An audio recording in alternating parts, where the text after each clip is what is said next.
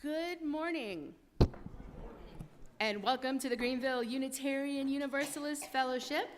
My name is Anna Crow, and I serve this congregation as the chairperson of the Children and Youth Religious Education Committee. I am also a worship associate and am fortunate to work as part of a team with the middle schoolers this year. Whether you have been with us on Sundays for a long time or visiting us for the first time today, we welcome you to our service.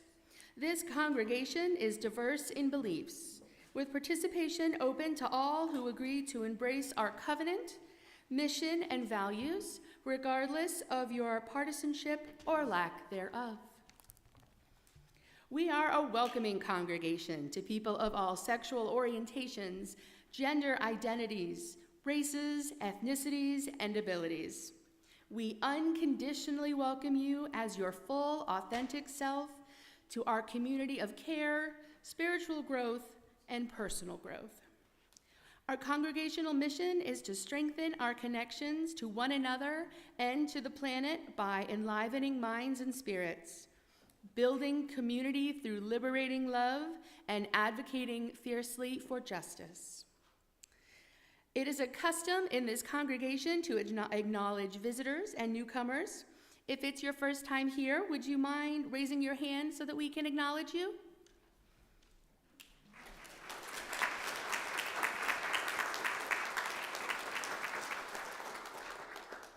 And a hello and a welcome as well to those people who don't wish to be acknowledged. We welcome you as well. Thank you so much for joining us this morning. All are invited to join us for coffee after the service. New or newish folks who wish to be spoken to are invited to grab a green mug just like this one inside the door of the fellowship hall so we can easily spot you and speak to you during our coffee hour. You are also welcome to fill in some of the gold cards located in the pew in front of you so you can stay informed regarding all of our activities. Simply drop the card in the offering basket when it comes by or in the hello table in the foyer. Please know that whatever your religious history, whatever your spirituality, people of all goodwill are welcome here. Your presence makes us better. Your presence makes us whole. Our service will now begin.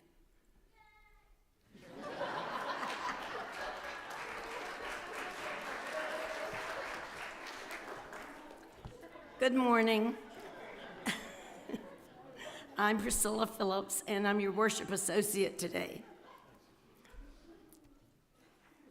We light our chalice as a symbol of gratitude as we celebrate the abundance of our lives together. In this sanctuary, we harvest bushels of strength from one another and for one another, and offer our crop with the hands of compassion and generosity in the authentic and gentle manner of our connections together.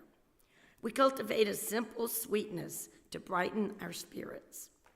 May we be grateful for the ways we nourish and uplift each other, for it is the sharing of this hallowed time together that sustains us.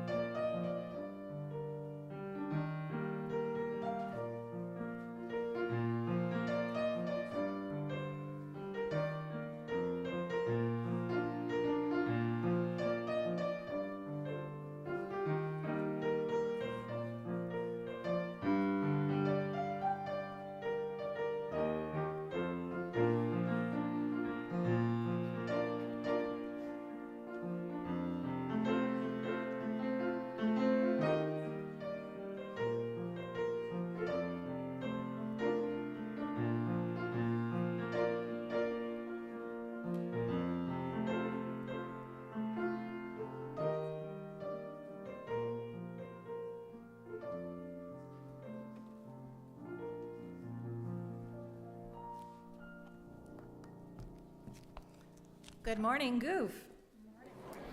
I'm the Reverend Chris Hockman. So happy to see you all here on this beautiful Sunday before the somewhat problematic holiday of Thanksgiving. I think if we keep the gratitude part and forget about the origin story of it, we're in pretty good shape. Maybe not forget, maybe reevaluate that story. Our call to worship this morning is from the Reverend Hannah Roberts Villeneuve. Before we get too tired of our families, of turkey, of traveling, of casseroles and conflict, before we get too tired of all of that, we pause here now.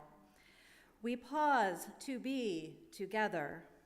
In all of our imperfections, our pettiness, our rage, and our fear, yes, but also in all our hope, our dreaming, and our love. We pause to attend with grateful hearts to that which sustains us, this earth, this time, these people, this community.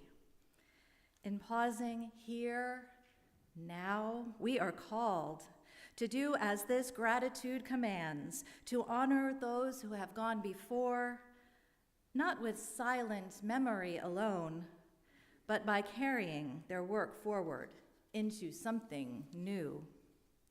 For in gathering, we glimpse the possible, the community in the making, the world coming into existence, the future that lies just beyond the horizon. Of today, of us, of our limited vision, we cannot know it, except in pieces, in fragments that arrive unexpectedly, blessedly, without fanfare. So come, friends, strangers all, and let this be a time to stop and take these shards of possibility and put them together into a mosaic none of us can claim as ours alone.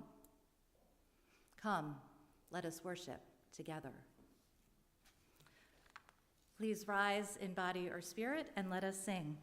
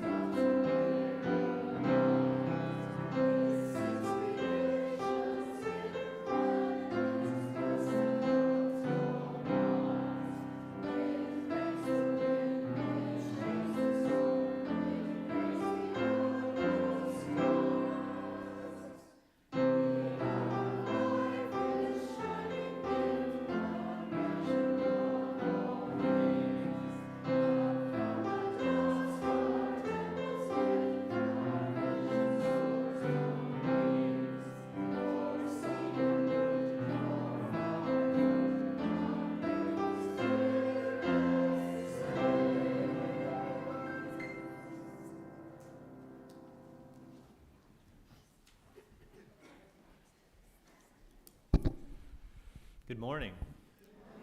I'm David Funderburk. I'm the Director of Religious Education here at Goof, and I want to welcome any children or youth or anyone of any age who'd like to hear our story up close today to come sit in the front pews or on the floor at the base of the steps.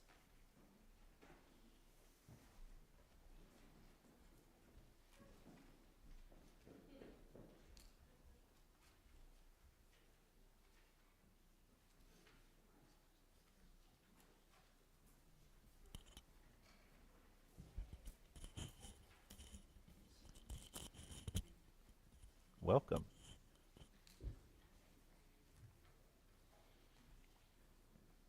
Hello.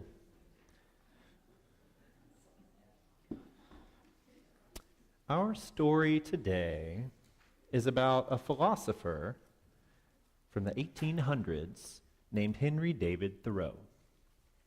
Now, Henry David Thoreau grew up in a Unitarian family.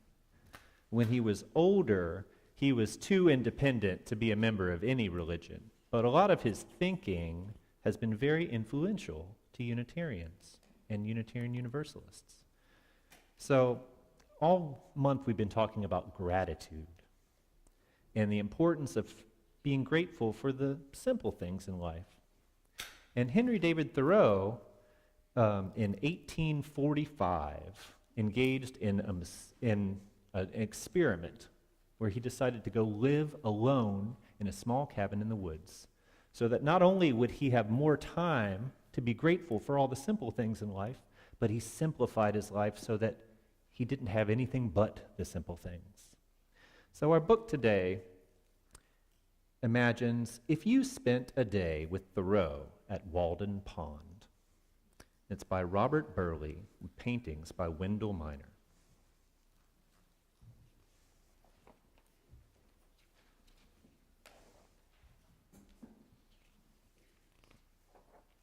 If you spent a day with Henry David Thoreau, you would need to get there early because Henry wakes with the sun. If you spent a day with Henry David Thoreau, you would knock on the door of Henry's tiny house on the shore of Walden Pond. Hello, Henry. You would look inside and see nothing but 3 chairs, a table, a desk, and an old bed.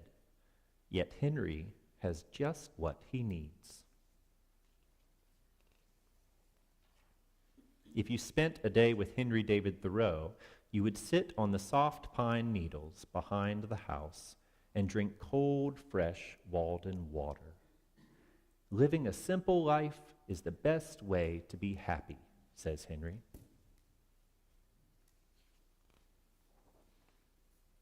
You would row out onto the pond, gaze down deep, and glimpse a beautiful gold and emerald fish. Swish! It's gone.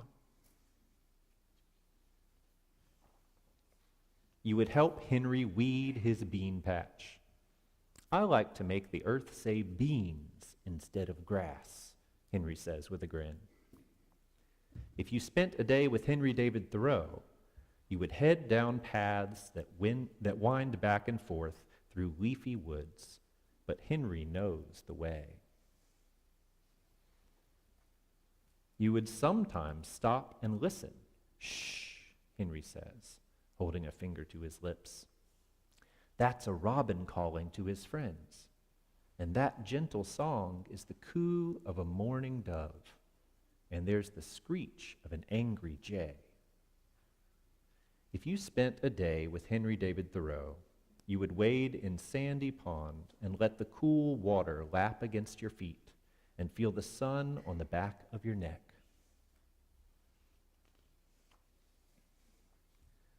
You would point to a hawk high above, soaring and tumbling over and over. So wild and free, says Henry, and he writes it down in his notebook too.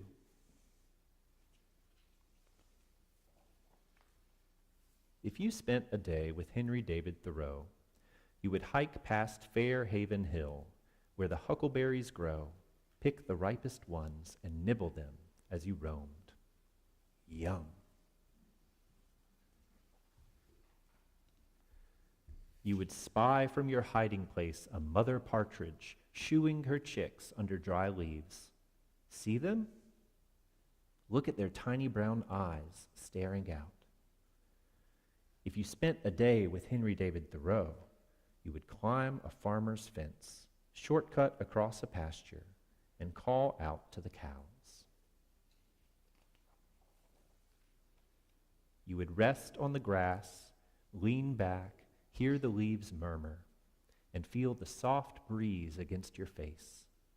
Henry calls it dreaming awake. If you spent a day with Henry, you would share a loaf of his homemade bread. After lunch, you would feed bits of cheese to a tiny mouse and laugh as its whiskers tickled your hand.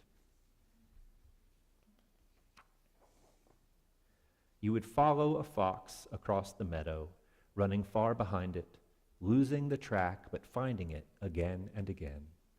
Be quick, says Henry. You would lie on the ground, staring down, watching an ant war, red versus black. To Henry, little things matter as much as big things.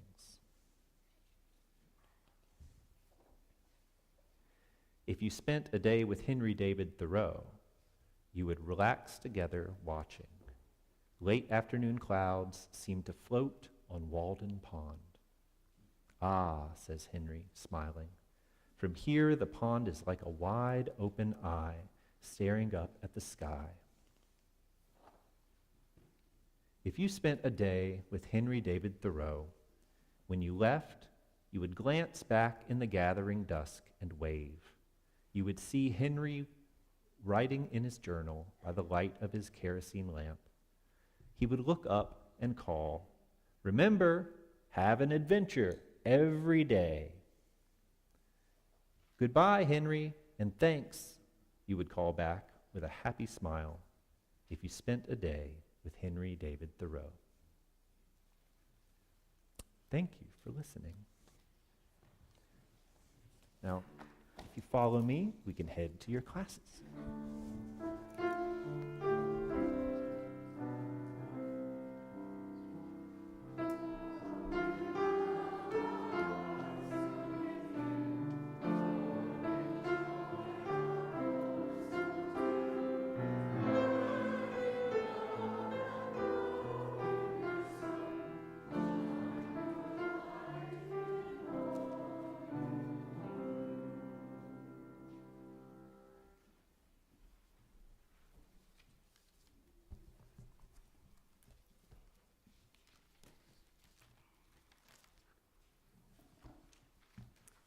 Unitarian Universalism is a vision of a world filled with peace, justice, love, and joy. That vision is embodied in its congregations. Each one depends on its congregants through their commitment of time, energy, and resources to make the vision real. Individually and collectively, we are Unitarian Universalists, building a world filled with peace, justice, love, and joy. The offering will now be given and gratefully received.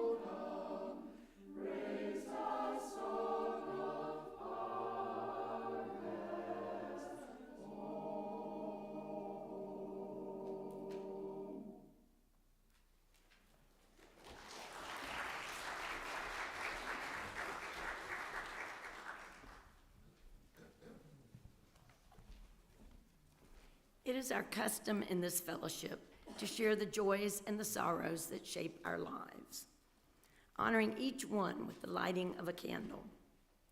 We all have moments of celebration and struggle. By sharing these experiences with one another, we can support and uplift each other on our journeys.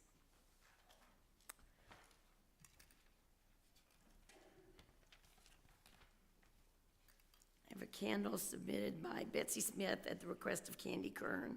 Please send prayers and positive energy for Elizabeth Kern, that's Candy's mother. She has spent much of this week in intensive care, and her family is exhausted and uncertain, but hoping for a positive outcome. We will light one final candle representing all the joys and sorrows that are present in our heart but remain unspoken. We will now observe a brief moment of silence before the meditation words begin.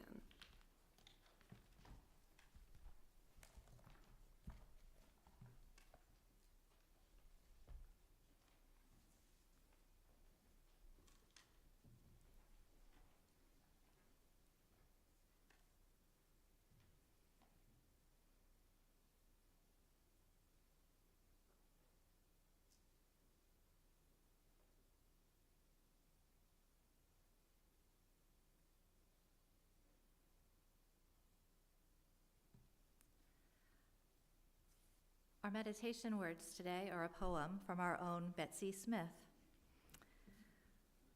For our UU Fellowship.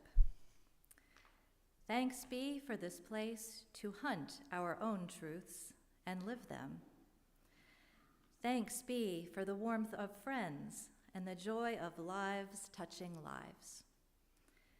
Thanks be for each of you and what you have brought here, for the woodworkers, the photographers, the fire folk, the stargazers, for kitchen wizards and financial wizards and computer wizards, for children who bring parents and parents who bring children, and for those who come alone. Thanks be for the musicians, the philosophers, the helpers, and for those in need of help. Thanks be for praisers and critics, and a place where both may speak freely. For you all, thanks be.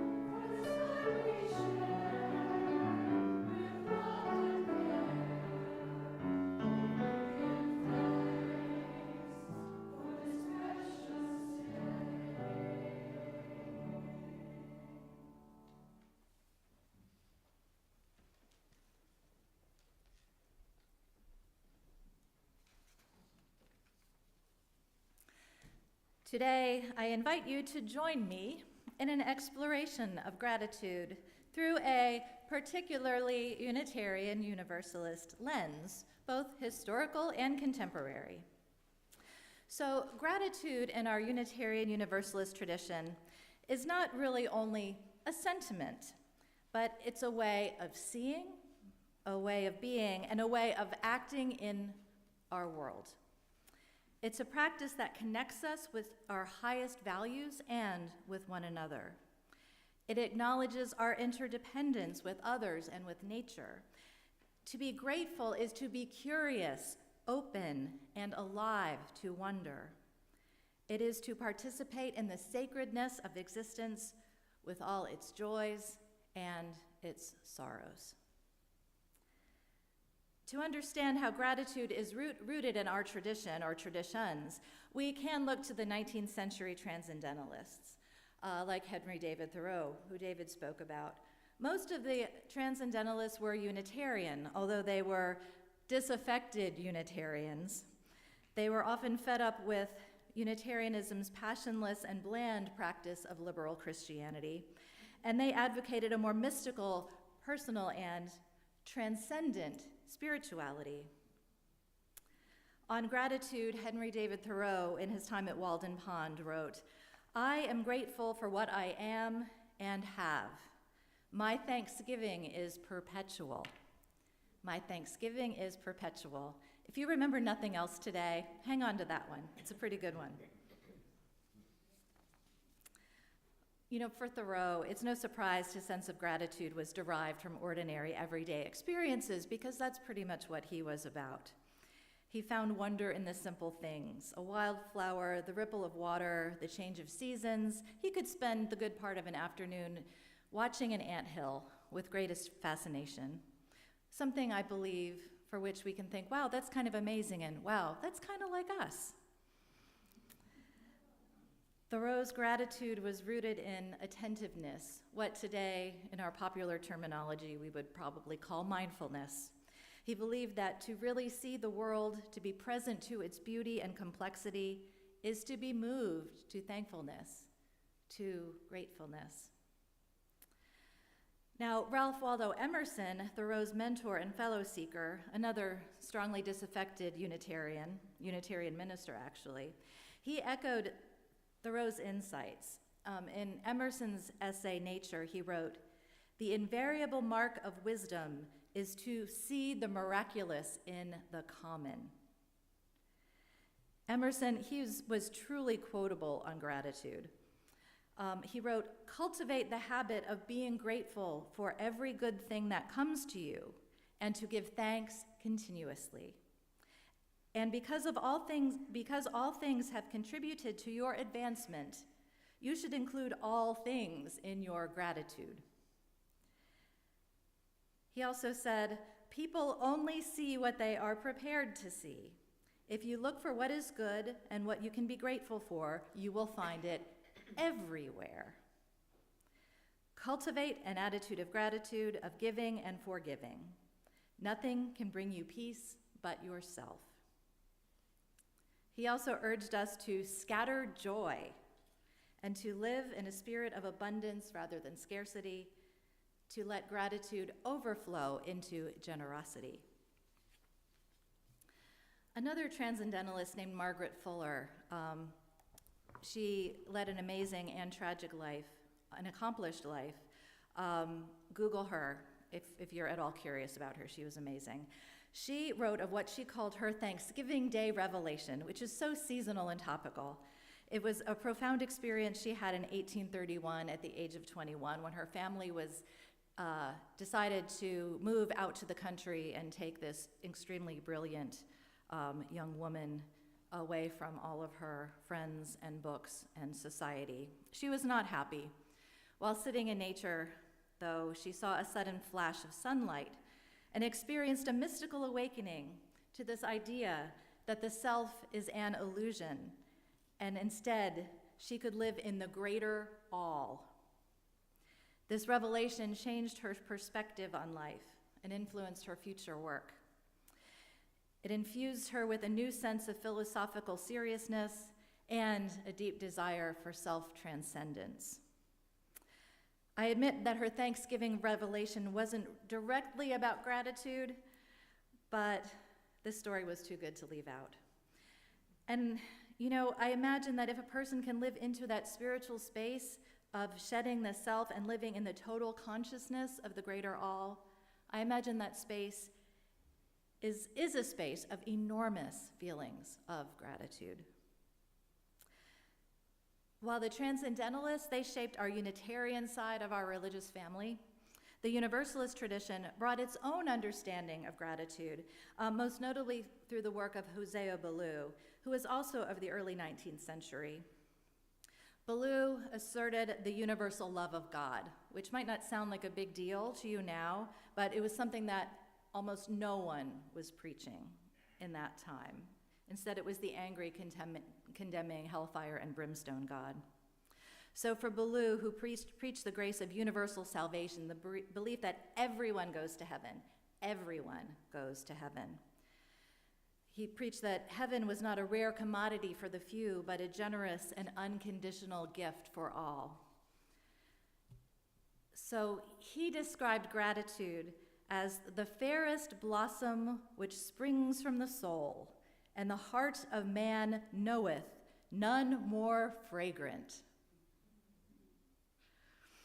This statement elevates gratitude to one of the highest and most beautiful human qualities. Ballou's vision of God's grace naturally led to an ethic of gratitude. If God's love is so abundant and unconditional, then gratitude becomes our response to this overwhelming generosity.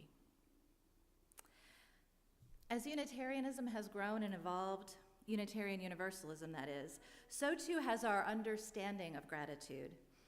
Turning to current UU voices, the Reverend Dr. Galen Gingrich, he has written extensively on gratitude. He is senior minister at All Souls Unitarian Church in Manhattan, and he's the author of the book called The Way of Gratitude. He has written, "My current conviction is that our defining principle as Unitarian Universalists should be gratitude. In the same way that Judaism is defined by obedience, Christianity by love, and Islam by submission, I believe that Unitarian Universalism should be defined by gratitude." He writes that gratitude manifests in our lives in two primary ways: as a discipline of gratitude, and an ethic of gratitude. So gratitude as a discipline flows from the experience of awe, he says. It involves acknowledging the gifts we have received, both from the world and from other people, which have made us who we are. Practicing the discipline of gratitude means consciously recognizing our dependence on everything around us and saying thank you to the sources of goodness in our lives, from the universe to the people we love. You might call this gratitude as a discipline, Thoreau's perpetual thanksgiving in action. Now, gratitude as an ethic arises from the feeling of obligation that naturally follows this experience of awe. So recognizing the gifts we have been given and being grateful for them creates a moral demand to carry that gratefulness forward into our actions. This ethic connects us to the future, compelling us to act in service to others and care for the world, ensuring that the goodness we have received continues to flow outward. So now gratitude isn't only a thing we act for in response to the good things that come to us in life, but gratitude as an ethic encourages us to take that gratitude and pay it forward. So we've talked many times about the different ways to practice gratitude, whether it's from journaling and listing to freely and regularly expressing it to others. Any practice that draws your focus to what you are grateful for is a gratitude practice. So Galen Gingrich would call these activities the discipline of gratitude. Now, to take this to the next level, to the ethic of gratitude, what happens is we nurture and take care of all that we are grateful for, right? We take care of all that we are grateful for, our planet, our people, all living creatures. So by practicing the discipline of gratitude, we continually feel the presence of the good in our world and the good in our lives. And living in abundance of this gratitude, we are compelled to give and to share with others. That's the ethic part. Experiencing all that is good through a disciplined practice creates a life of joy, of meaning, of generosity, and healing for ourselves, others, and the world. Now, interestingly enough, this book came out in the year 2000. Reverend Dr. Galen Gingrich advocated gratitude as the central value of Unitarian Universalism. Now, if you check out the slide above me, you'll notice gratitude. Where is it? It's not there. So why not? What happened? Why didn't we listen to Reverend Dr. Gingrich? Well, there was actually a debate around this very topic at our UUA General Assembly that was leading up to the adoption of this new values framework. One of the proposed values on there, also starting with a G, generosity, actually, when it was first proposed, came as a surprise to some of our people.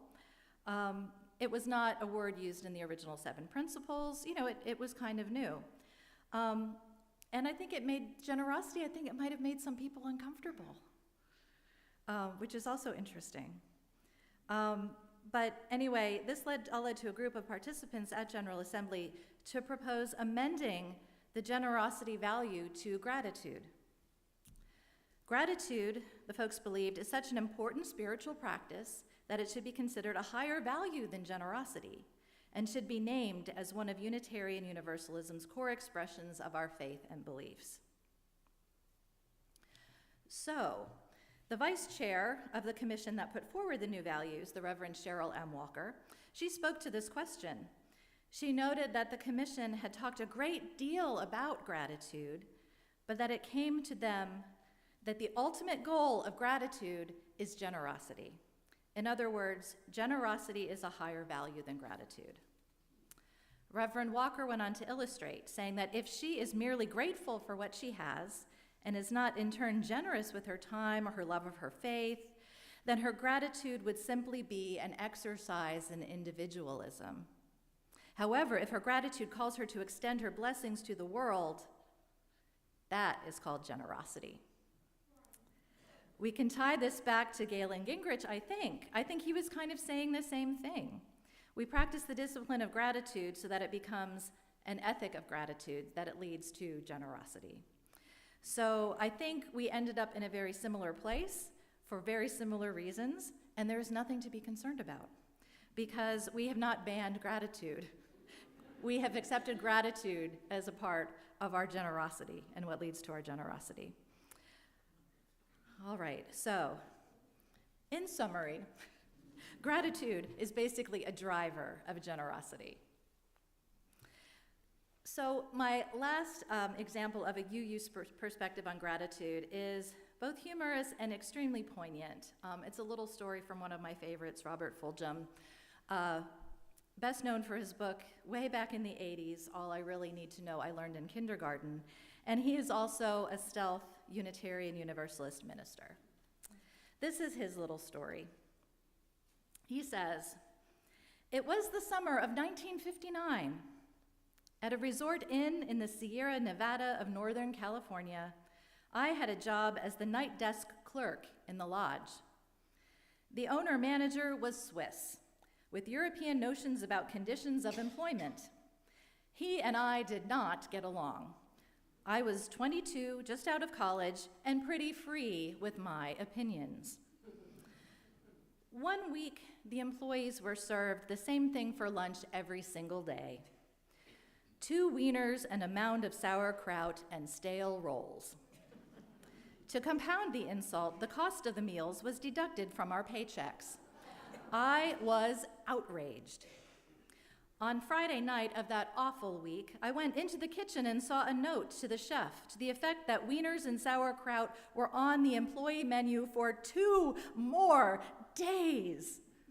That did it.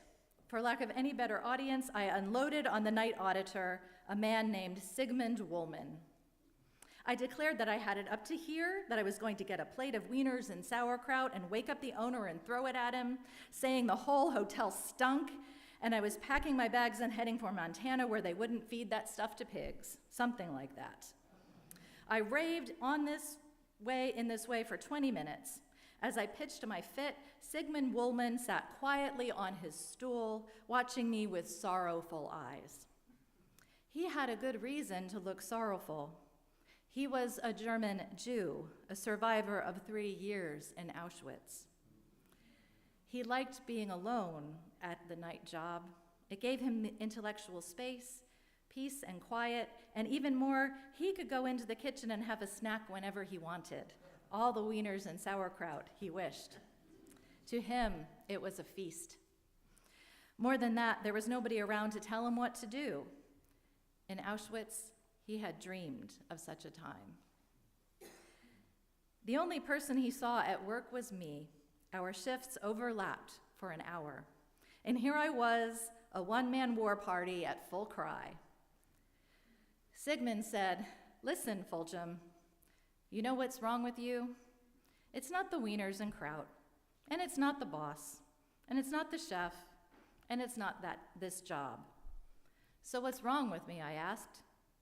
"Fulghum, you think you know everything, but you don't know the difference between an inconvenience and a problem. If you break your neck, if you have nothing to eat, if your house is on fire, then you got a problem. Everything else is inconvenience. Life is inconvenient. Life is lumpy. Learn to separate the inconveniences from the real problems. You will live longer, and you will not annoy people like me so much. Good night." In a gesture combining dismissal and blessing, he waved me off to bed. Seldom in my life have I been hit between the eyes so hard with truth. There in that late night darkness of a Sierra Nevada inn, Sigmund Woolman simultaneously kicked my butt and opened a window in my mind. For 30 years now, in times of stress and strain, when something has me backed up against the wall and I'm ready to do something stupid with my anger, a sorrowful face appears in my mind and asks, "Fulghum, problem or inconvenience?" The end. That's a good one. So I'd say knowing the difference between a problem and an inconvenience is a gratitude practice. Maybe we should be a little more grateful for those inconveniences because, indeed, they are not real problems.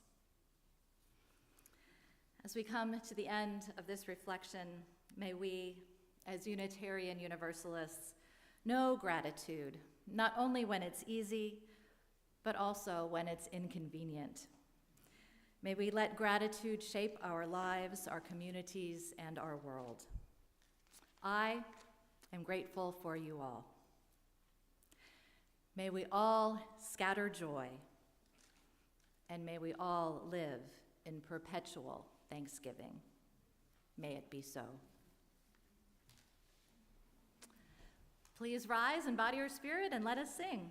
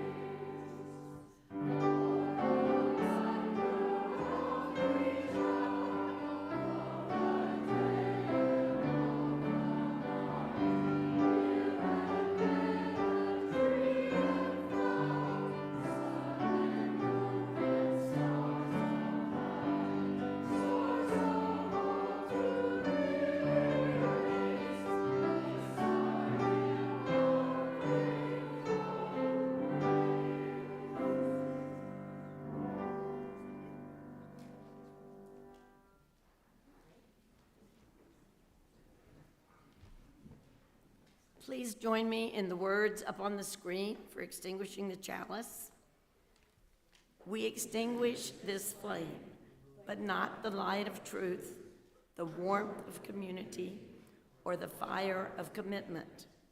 These we carry in our hearts until we are together again.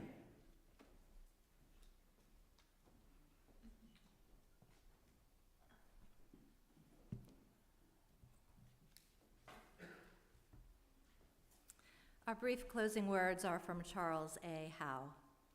May we go forth from this place thankful for the life that sustains and renews us, and open to the grace that surrounds us and surprises us.